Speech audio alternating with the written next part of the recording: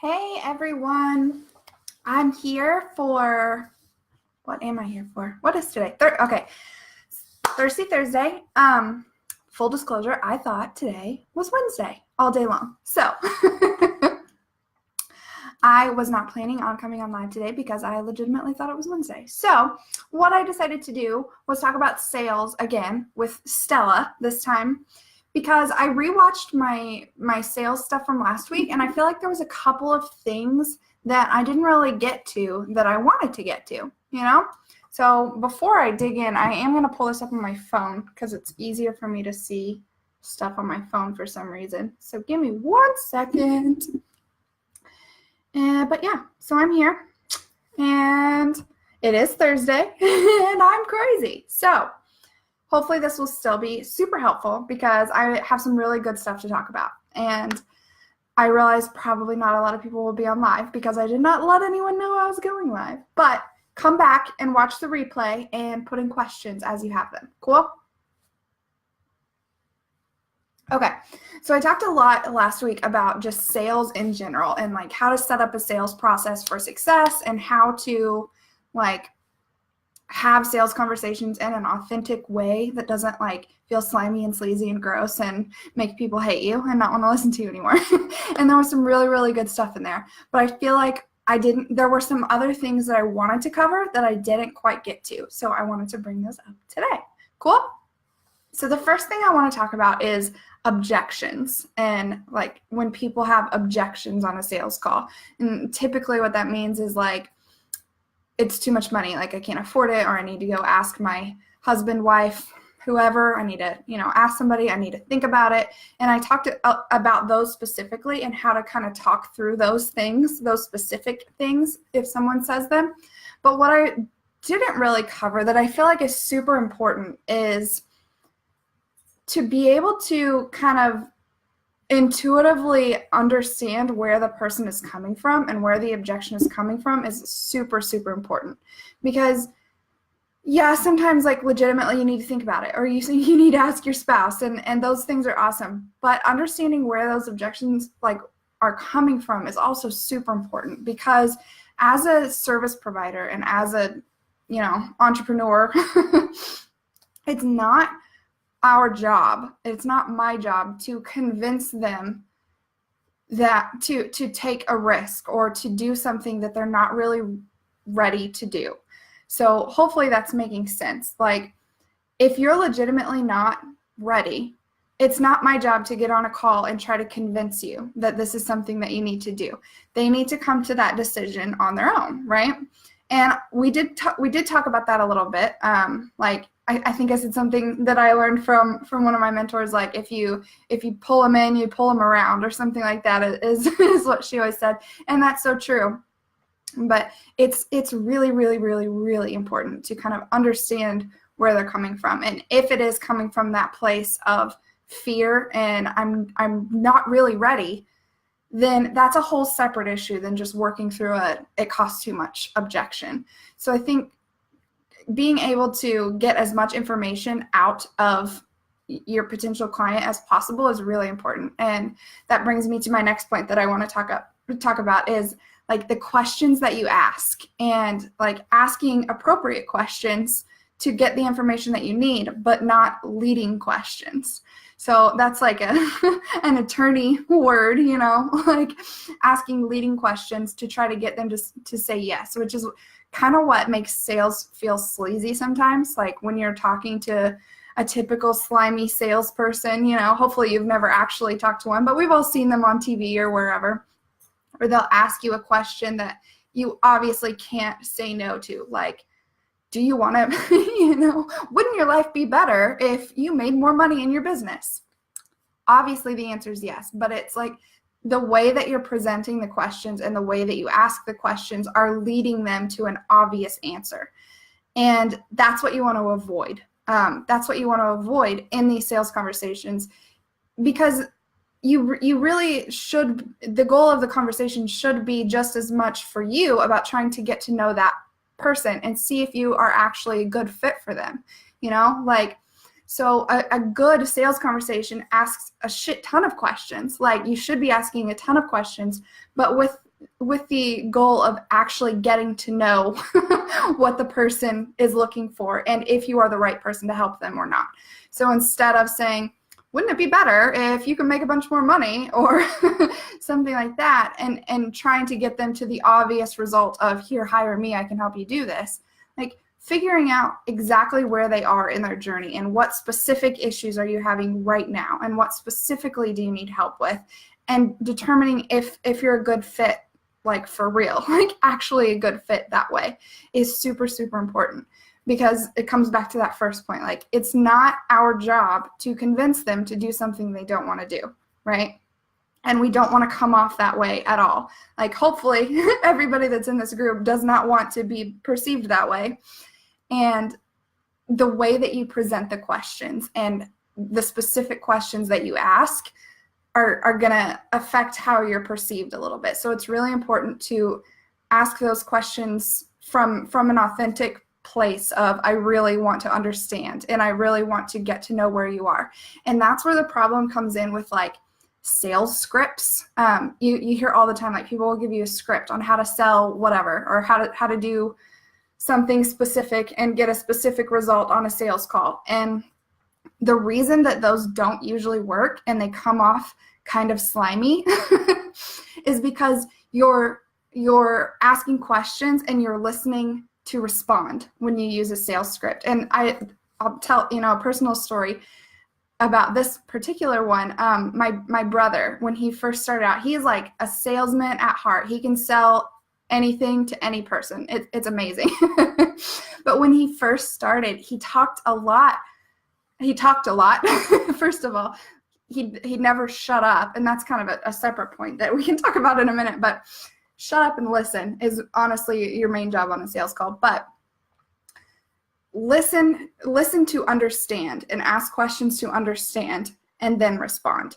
Instead of, and what happens when you use a script, and what happened, like what my brother did, is he'll ask you a question and then he's like just listening for keywords. Like if you say ideal client, or if you say, make more sales or get more clients, or like, it's like the script makes you kind of listen for keywords in your head and then spit out your response that you're supposed to give when they say that. And it comes off as slimy and sleazy because it gives the impression that you're not really listening to what they say, especially if you are legitimately doing that. Like if you are reading straight off a script, that's what my brother was doing. He had a very specific script he had to follow. And it's obvious to the other person that you are trying to get them from here to there, and then you're going to pitch them something at the end. And we don't want that to happen. So when you're asking questions, make sure they are like coming from a genuine place of, you really are trying to understand and determine if you are the best fit for them. And like I said, it's a lot about the questions that you're asking, but just how you ask the questions too. And then after you ask a question, how you respond when you're listening, and then how you respond in your actual response. So that's a little bit more important. Like for me, all of my calls are on video chat, so they can see me. Like if I ask them a question and then I'm like flipping through my script pages, obviously you can't do that on video. You can do that on a phone call. But I really like having those, those deeper connections where once I ask a question, they can see that I'm really listening and trying to understand where they are and where they're coming from. And I think that goes a long, long way. And I would recommend everybody doing, like if you're an online business and you're not meeting people in person, do it on video. Like Zoom is free to meet with one person one-on-one. You have to have a paid version to have like conference calls for more than a certain amount of time or something, but like do it where you can actually see each other, because just having that face-to-face connection will show like that you're genuinely interested, as long as you are, and you should be. Cool. So I'm going to take a sip here. And again, if you're watching the replay on this too, like put in questions and let me know that you're here, so I know that I'm not just talking to myself. So the next thing that I kind of wanted to clarify, and I brought this up a little bit last week too, but I had talked about putting the price of your offer on a sales page. And I think that's super important. And I brought it up, but I didn't really go into much detail about it. So I want to dig a little bit deeper about why you should do that. So there's a few reasons that I love having the price up front. The first is just it's a weird day today. Remember, I thought it was Wednesday, so bear with me for a second. The first reason I think it's important to put your price on a sales page is that it weeds out people wasting your time. Like, and I don't mean that like in a shitty, rude way, but it's true. Like if you are way outside of someone's price range, like if they're looking for, I don't ever charge hourly, but as an example, if they're looking for a $20 an hour and you're a $75 an hour, there's no point in them even contacting you. Like there's no point in either one of you wasting your time having a sales conversation when it's not going to work. So it kind of weeds out those people who can't afford it, or maybe like, for example, if you did get on a sales call with that person, you either get to the end and you say the price and they're like, no, I'm not interested. Or a lot of times people will not want to say that, you know, almost like, I don't want to say they're embarrassed, but that has been the case before. Like with my business, they don't necessarily want to say, oh, that's too much. So you'll like spend all this time. This happened more when I did like project-based stuff, but you'll like spend all this time writing a proposal and you send it to them and then they're like, they just never respond at all. And then you've wasted all this time, right? So putting it on there just to kind of, clarify that ideal client and make sure they are the right fit just for the price. But then also like that gives them more time to really make sure that it's a good fit, right? So they know how much it costs before they ever get on the call. And I think that's super important, obviously, they have the money, but also it's really hard for me to expect people, especially like my one-on-one program, my full program is $12,000. So it's really hard for me to like expect people to get on the phone, meet me face-to-face, video chat face-to-face for the first time, talk to me for 20 minutes and drop $12,000 at the end of the call with only having that 20 minutes, to get to know me and think about it. Like that just seems insane to me just because like me personally, I would never do that. But if I like knew who the person was and, it was someone that I had already understand kind of what they're about and I already knew how much the program costs, then I get on the phone with them just to make that connection and make sure that connection's there, then that's totally doable, right? But if you wait until the end of a 20-minute conversation and you say, okay, it's $12,000, yes or no, like to me that just seems insane. You expect anyone to make that decision on the spot like that. So then you're obviously going to get a lot more objections, you're going to get more, I need to think about it and all of that stuff, which is totally valid, So you'll be able to close, I hate that word too, close the sale easier and faster if they already have all the information they need to make the decision beforehand. And that's kind of my whole philosophy on how I set up my business and have these conversations in the first place. Like give them all of the information that they need to make their decision up front. And then when you do get on the phone, or maybe you don't even need to get on the phone. Like I've had people sign up for stuff without ever talking to me at all. And that's the goal, right? Like articulating the value in such a way that they know that they're a good fit and they know it's right for them immediately.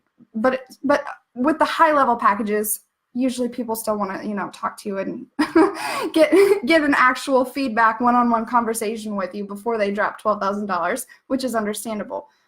But the dynamic of those calls changes completely when they already have all the information they need.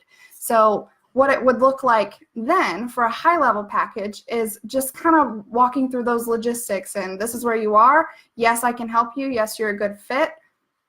Either you want to do it or you don't. And you already have all the information you need to make that decision. So then if there are any objections, like I need to think about it, then I already know what they know. Does that make, like, hopefully that makes sense. I can understand a little bit better where they are and help them to make that decision or determine if it's a good fit for them or not.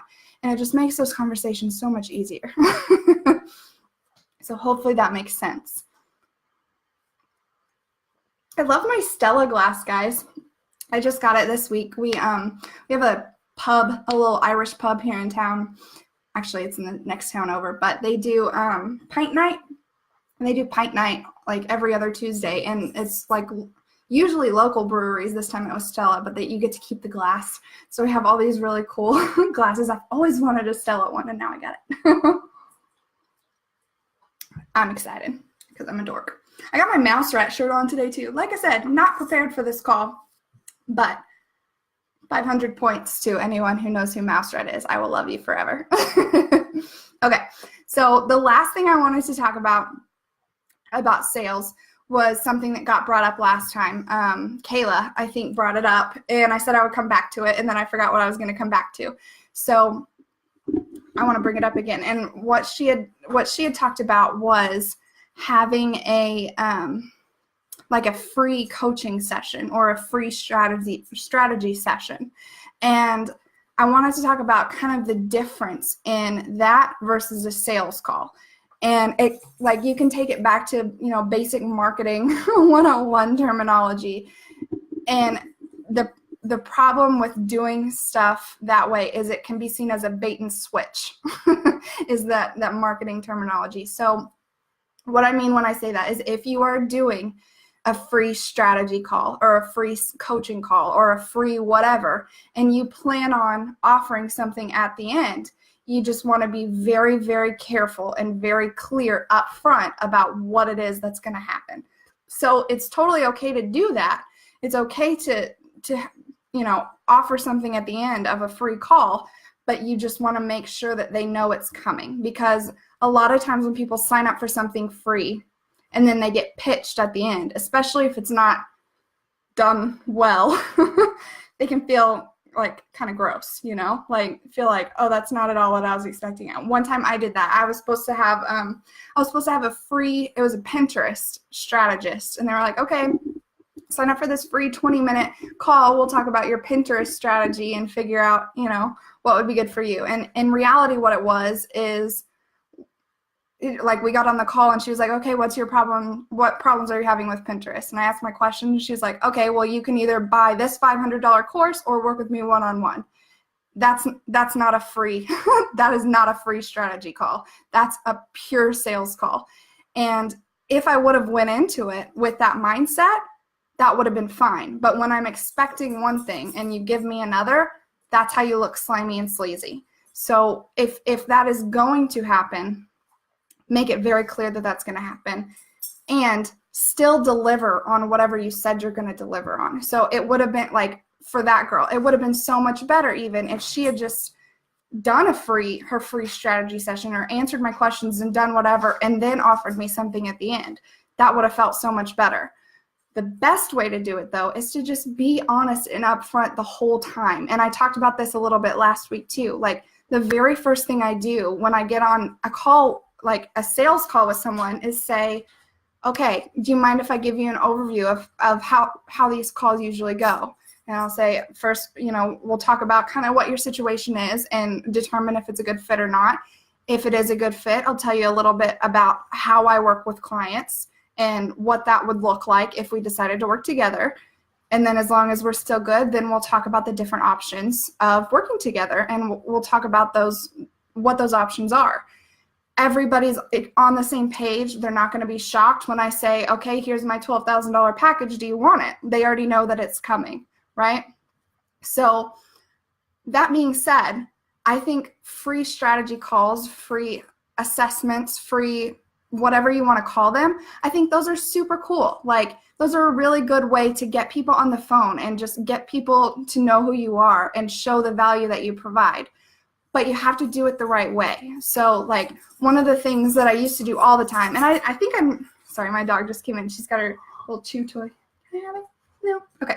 Anyway, one of the things I used to do all the time was like what message is your brand sending assessment. And I would get on the phone for like 30 minutes or on video chat for like 30 minutes with someone, and we would just go through and look at their website and their social media and everything. And they would kind of tell me I would ask them, what message are you trying to send? Like, what are you trying to get across to your clients? And then I look at your stuff and I tell you, okay, yeah, I see that's there, or you can improve this, blah, blah, blah. It's just an assessment. And I think those work a lot better than just saying, here, do a free strategy call or do a free clarity call or a free whatever call, because I think everybody in the world offers that. So have some kind of specific outcome, first of all, to get people to do it. But then once you do those, provide so much effing value that they're going to love you, right? So you do your 30-minute call, you do all your stuff, and then at the end of it, you say, I hope that was really valuable for you. If you don't mind, I have some other feedback, that I would love to give you. I know nobody likes, nobody likes unsolicited advice. So ask their permission first. Say, if you're open to it, I'd love to talk to you about some other things I think you could improve on. I've never had anyone say no to that, honestly.